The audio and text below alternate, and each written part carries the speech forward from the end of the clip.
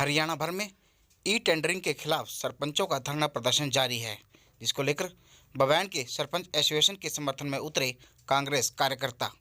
आपको बता दें, हरियाणा में इस वक्त ई टेंडरिंग के खिलाफ सभी सरपंच एसोसिएशन के धरना प्रदर्शन चल रहे हैं।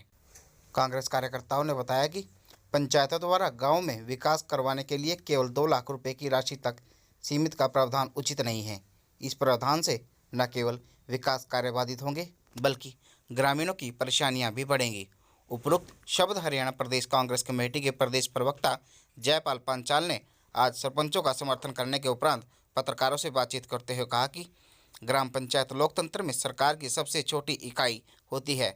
मतदाता अपने भरोसेमंद व्यक्ति को ही सरपंच तथा पंचों के रूप में चुनते हैं और उन्हीं के द्वारा ही विकास करवाने में विश्वास रखते हैं। पिछले काफ़ी समय से पंचायतों का चुनाव न होने की वजह से गांव का सारा बजट सरकारी तंत्र के हाथों में ही था, लेकिन गांव के सभी विकास कार्य ठप रह गए थे। सरपंच और ग्राम पंचायतें ही गांव में बेहतर ढंग से विकास कार्य करवा सकती हैं। उनके अधिकारों को सीमित करना किसी भी दृष्टि से उचित नहीं है। इस प्रावधानों से पंचायतों पर दबाव पड़ेगा और सरकारी तंत्र का अधिक हस्तक्षेप होने की वजह से भ्रष्टाचार को बढ़ावा मिलेगा।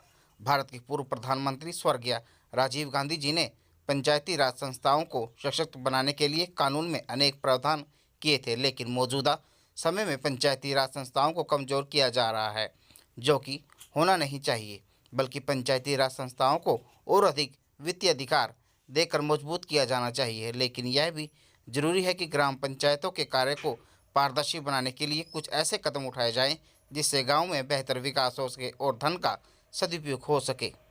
तेज खबरें हरियाणा के लिए बवैन से राजेश शर्मा की खास रिपोर्ट।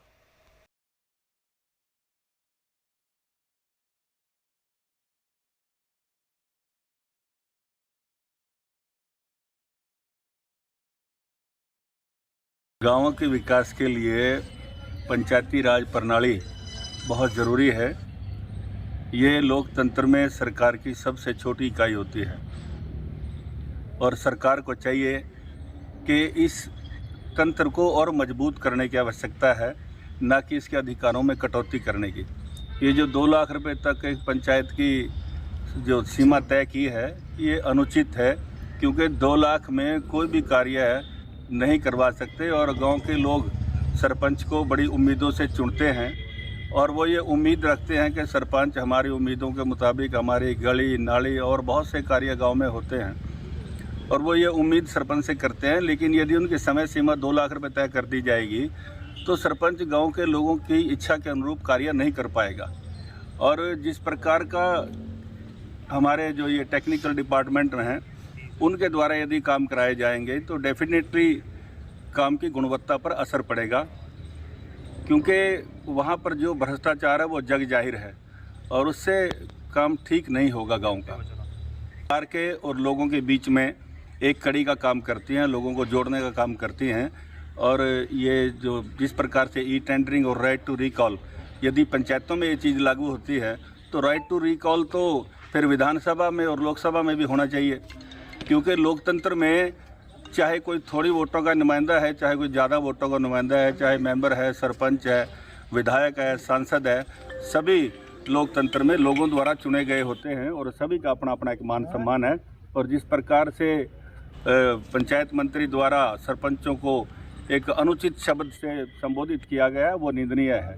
इस प्रकार के शब्दों से कभी भी, क्योंकि ये लोकतंत्र में चुने हुए नुमाइंदे हैं और इनके प्रति अगर कोई अपशब्दों का इस्तेमाल करता है तो वो बहुत गलत बात है। मेरा आदरणीय मुख्यमंत्री जी से, प्रदेश सरकार से, पंचायत मंत्रालय से ये निवेदन है कि इन सरपंचों, क्योंकि नए नए सरपंच अभी चुन के आए हैं और ये आते ही धरने पर बैठ गए हैं, इनकी मांगों पर गंभीरतापूर्वक विचार करें और इनकी इन मांगों को मांगें, क्योंकि ये मांगें इनकी बिल्कुल जायज़ हैं। और सरपंच गाँव का मुखिया होता है, इनको यहाँ धरने पर ना बैठा करके गंभीरतापूर्वक इनकी मांगों पर विचार करें, उनकी सभी मांगों को मानें, ताकि गांव में विकास कार्य सुचारू रूप से चल सकें। क्योंकि पिछले 1.5-2 साल से गांव के विकास कार्य बिल्कुल ठप हो चुके हैं, इनका कोई वाली वारिस नहीं है। तो इसलिए इन पर विचार करके इनकी मांगें मान के इनके धरने को ख़त्म करवाएं, ये सरकार से निवेदन है।